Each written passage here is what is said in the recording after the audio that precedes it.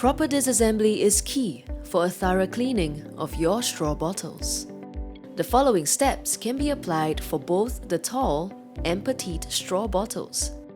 Start by ensuring the handles are in their open positions.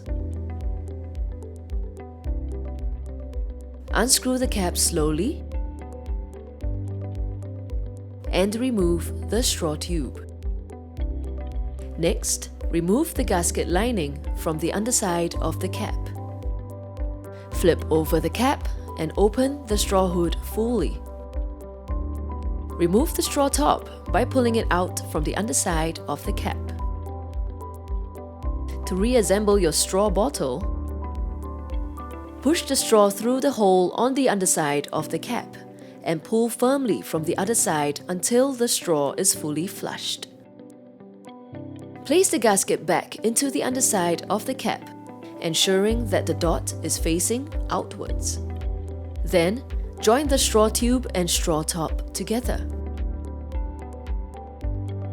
Lastly, screw the cap back onto the bottle and close the handles for storage.